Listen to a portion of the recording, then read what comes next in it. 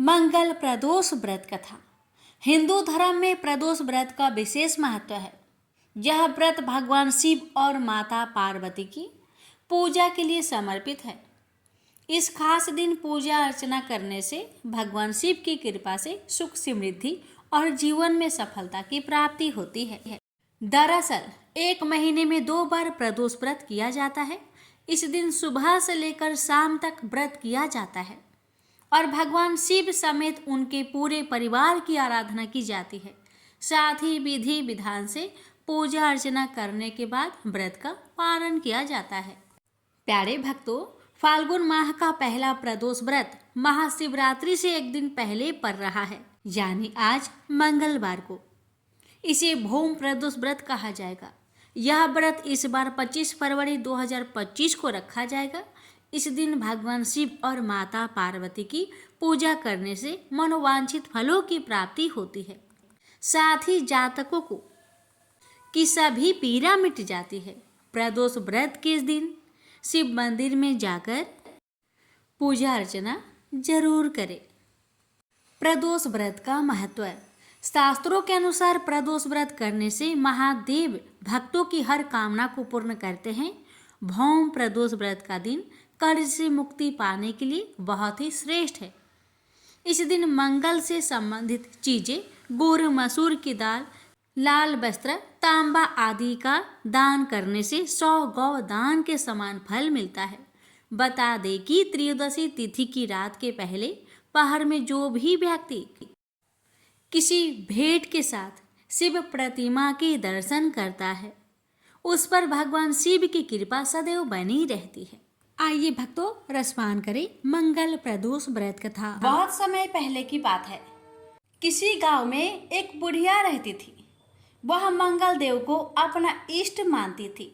मंगलवार के दिन वह ना तो घर लिपती थी और ना ही धरती खोदा करती थी। हर मंगलवार को वह मंगल देव का व्रत रखती थी। उसका एक पुत्र था जो मंगलवार के दिन ही पैदा हुआ था, इसलिए वह उसे मांगलिया कहकर पुकारा करती थी। बुढ़िया की श्रद्धा देखकर स्वयं मंगल देव ने उसकी परीक्षा लेने की ठानी और साधु का भेष बनाकर उसके घर मंगलवार के दिन ही पहुंच गए। वह बुढ़िया से बोले कि मुझे भोजन बनाना है, तू थोड़ी सी धरती लीप दे तो मैं भोजन बना लूं। बुढ़िया ने कहा कि महाराज, मैं मंगलवार की व्रती हूँ, मैं आज के दिन धरती नहीं लिपती, मैं जल का छिड़काव कर देती हूँ, आप उस पर भोजन बना ले। उसकी बात सुन साधु ने हठ पकड़ ली कि मैं तो लिपी हुई धरती पर ही भोजन बनाता हूँ। बुढ़िया ने भी रट पकड़ ली कि आज तो धरती ना लिप सकूंगी, इसके अलावा आप जो भी करने को कहेंगे मैं करूंगी। उसकी बात सुन साधु ने वचन लिया कि धरती लिपने के अलावा जो कहूँ करना पड़ेगा। बुढ़िया ने 3 बार वचन दे दिया। अब साधु ने कहा कि अपने बेटे को बुला दे, मैं उसकी पीठ पर अंगीठी जलाकर खाना बना लूंगा। साधु की बात सुनकर बुढ़िया के होश उड़ गए, पर वह मंगल देव को साक्षी मानकर वचन दे चुकी थी। उसने मंगल देव का स्मरण कर अपने बेटे को बुलाकर साधु के पास भेज दिया। साधु ने कहा कि माँ, तू ही अपने बेटे को लेटा और अंगूठी सुलाग दे। बुढ़िया ने मंगल देव का स्मरण करते हुए बेटे को अवधार लिटाकर अंगूठी जला दी और साधु महाराज को बोलकर अपना काम करने लगी। जब साधु महाराज का खाना बन गया तब उन्होंने बुढ़िया को आवाज दी और कहा कि अपने बेटे को बुला दे, वो भी भोग ले लेगा।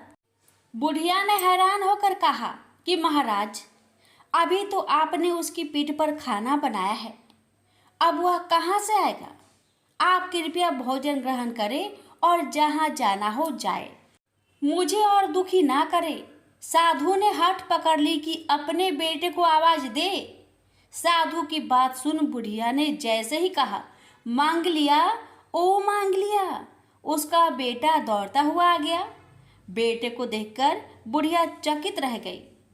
तब साधु महाराज ने कहा, माँ, तेरा व्रत सफल हो गया, सूत जी बोले, मंगल प्रदोष व्रत से शंकर, हनुमान भी रुद्र हैं और पार्वती जी इसी तरह भक्तों को साक्षात दर्शन दे कृतार्थ करते हैं। प्रेम से बोलिए हर हर महादेव। माता पार्वती की जय।